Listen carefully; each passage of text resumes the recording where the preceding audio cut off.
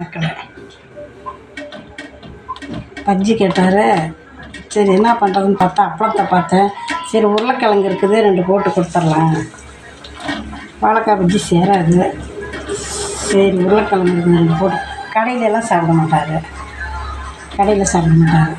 அதை அந்த எண்ணெய் பழைய எண்ணெய்லாம் போடுறதுனால சேர்றது இல்லைன்னு ஏதோ வேணும்னு அப்படி 2 போட்டு கொடுத்தாங்க தான். நேரம் ஆகுது, இந்நேரத்துக்கு சாப்பிட்டு அப்புறமா டிஃபன் செய்ய முடியாதுன்னு. சரி மணி 7 தான் ஆகுது, 2 போட்டு கொடுங்கன்னாரு. சரி போட்டு கொடுத்தாங்க. கடையில் திங்க சாப்பிட்றவங்களா இருந்தால் அதை பற்றி பிரச்சனையே இல்லை. கடையிலலாம் சாப்பிட மாட்டாங்க.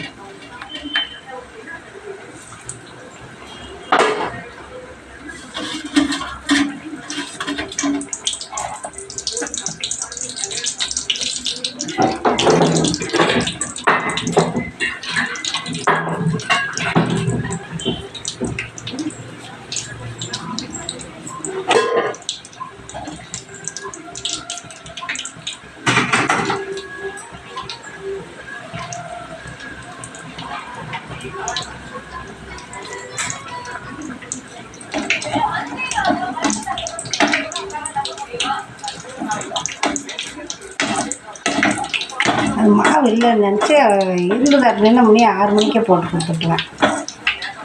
இப்போ மதியம் இப்போ போய் வாங்கிட்டு வந்தார். 2 பேர் தாங்க வாங்கிட்டு வந்தால் மாவு சீக்கிரம் தீருதா. 4 பஜ்ஜி 6 பஜ்ஜி போடுறது. அப்புறம் அதை 1/2 கிலோ பைக்கு மாவு வாங்கினாங்க 2-3 தடவை ஆகும். பார்க்கலே நேரமாக போட்டு கொடுத்துட்டோம். மணி 7:30 ஆயிடுச்சு. கையல் நாடகம் போட்டாங்க. எங்கள் வீட்டை பொறுத்த வரைக்கும் நாடகமெல்லாம் பார்க்கக்கூடாது. வர்றாருன்னு தெரிஞ்சாவே ஆஃப் பண்ணிடுங்க. அது இந்த சுந்தரி நாடகம்னா ரொம்ப மோசமாக எடுக்கிறாங்க.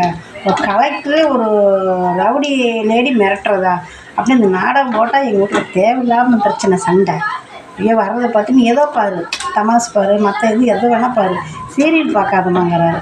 சின்ன பிள்ளைங்களுக்கு சொல்கிற மாதிரி சொல்கிறாரு. நம்மளை பேரம்பேத்தி எடுத்து நமக்கு பாருங்கள், எது வேணால் பாரு, சேனல் மாற்றி தமாசு பாரு, இந்த மாதிரி பாரு, படம் பாரு, பழைய படம்லாம் போடுறோம் பாரு, இதெல்லாம் நீ நாடகம் பார்க்காதம்மா அப்படின்னு திட்டுறாரு. சரி வெளியே படுத்துருக்கிறாரு.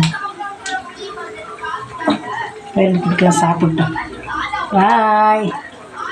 அப்படி ஏதாவது வீட்டில் கேட்டால் இந்த மாதிரி 2 செஞ்சு கொடுங்க. உடம்புக்கு கெடாது, நல்லது. சலுப்படாதீங்க.